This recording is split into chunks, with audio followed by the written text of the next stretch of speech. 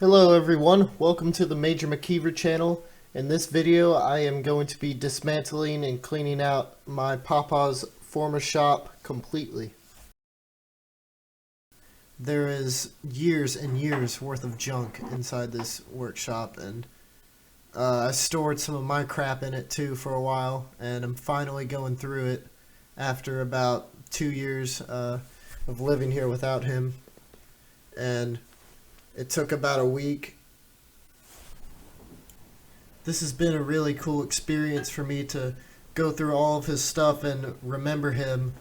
And I really had to put myself in his shoes while I was going through all these objects, because not everything is what it seems, and not everything is used as its intended purpose, because he had a history of jerry-rigging everything. And take this tree for example. What do you think all that crap around that tree is for? I'll give you a second to guess. And here's a hint, it's a pecan tree. He put all that crap around that tree to keep squirrels from climbing up his tree to get the pecans. Just random stuff like that you wouldn't think about from a first glance. One more thing before I dive into the video. Cats. There are so many cats. I have an embarrassing amount of cats, and I'll make a video on that one day, because there's an interesting story behind it. But I hope you enjoy watching them run around this video, because it's ridiculous. GC is afraid of the camera. So the video actually starts off on day 3. I didn't realize I wanted to make this a YouTube video until after I had already started. But the first day was so cluttered you couldn't even walk in the shop at all. And the system I came up with was just to remove all the big things out of the shop, whether or not they're going back in there later. And then I created piles of stuff I wanted to keep. Like, I had a whole tool pile, and I had a whole scrap metal pile, and I just had to make those piles so I could later come back and like put the tools on the wall or in the tool chest, wherever it belongs. So if you're doing a project like this, you just have to take things in stages. Anyway, back to what I'm currently showing on screen. I have my friend Nick here on night 3, and we just had to start the night by getting all the trash that I collected from the first 2 nights out of here. And you see my cat running around. I told you there's going to be a million cats in this video.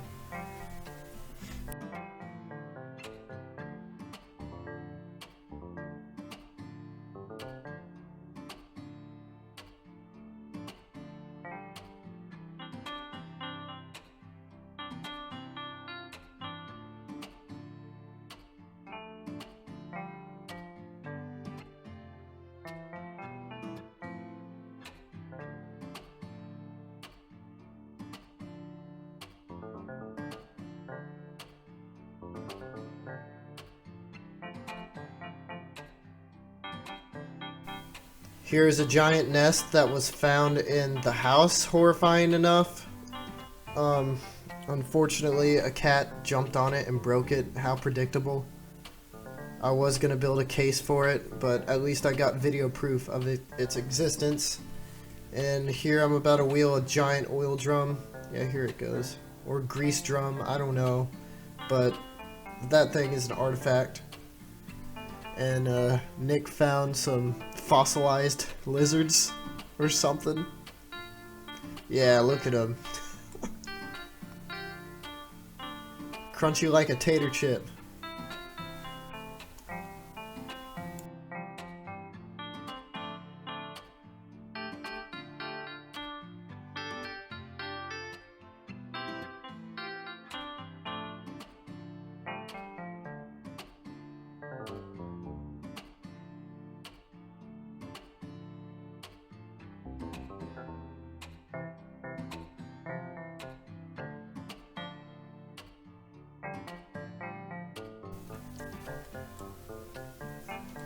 couple of noteworthy things I found in that box. I'm holding a spool of cable. I don't know what it's called. It's the cable that has the plastic around it. There's also a bucket full of chain on the left there. That's very handy to have. And definitely keeping that box in the shop. Later I store a portable air compressor in it.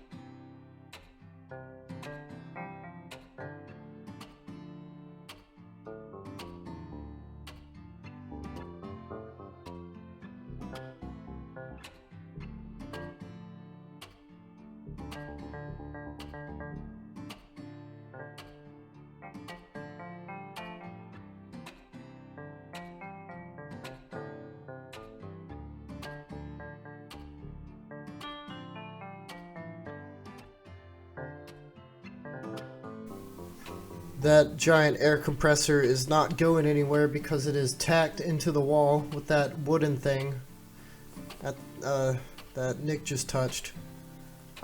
There's also several license plates, just probably about 20 of them at least, all tucked behind that wall, or I should say in that wall.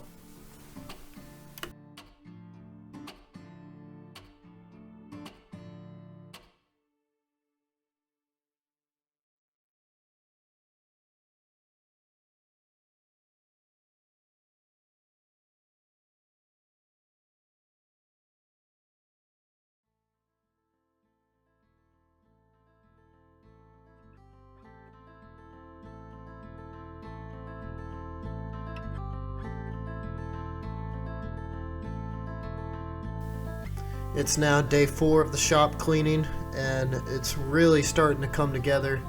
On this day, I'm doing a lot of figuring out where I want to put my shelves and rolling workbenches and stuff like that. But here's what it looks like from different angles. I finally have the place picked up enough to get rid of all this dust with sweeping and blowing it out.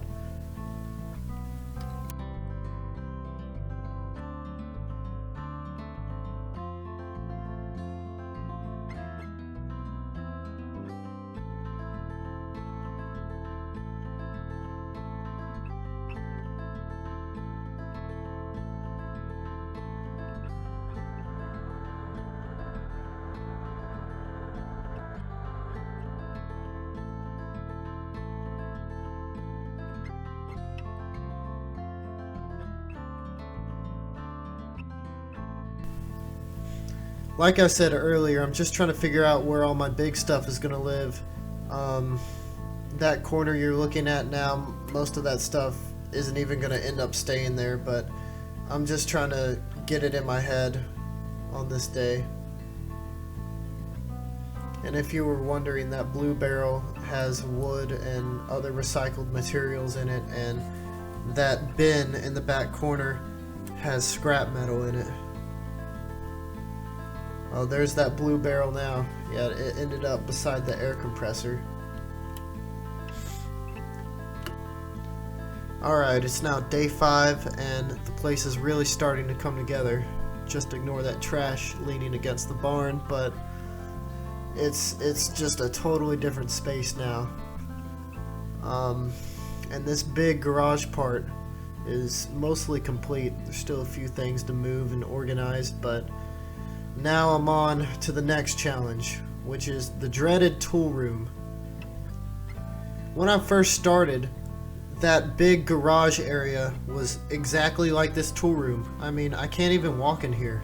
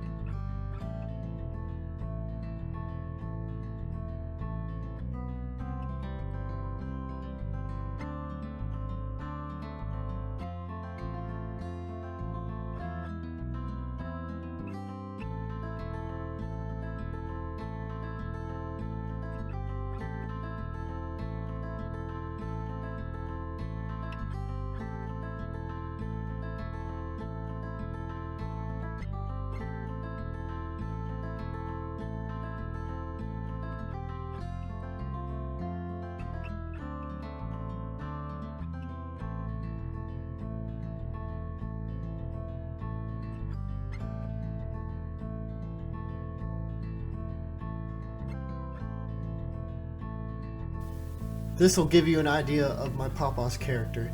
He just decided it'd be best just to tack his bit kit right onto the wall. I mean, smart as heck.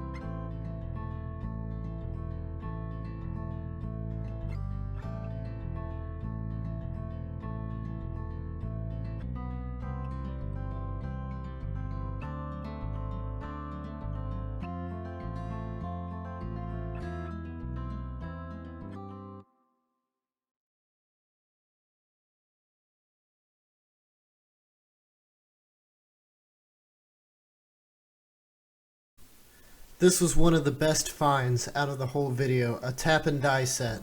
I've been wanting a tap and die set, but I never thought I would use it that much, so I couldn't justify buying a whole kit, but I found a near completed one. Thank you, Papa.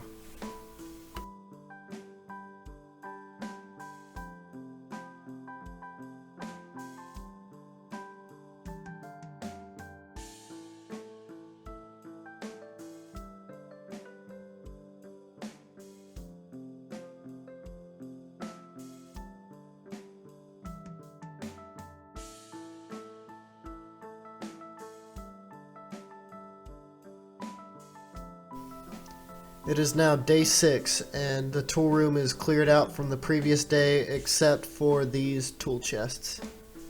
And they're both really terrible. I get rid of the red one in this video. I still have the decrepit one for now, but I don't know for how long I'm going to keep it in there. Some of the drawers don't even open on these tool chests. I mean, they're really terrible. And I don't even go through them all the way because I just keep finding redundant objects.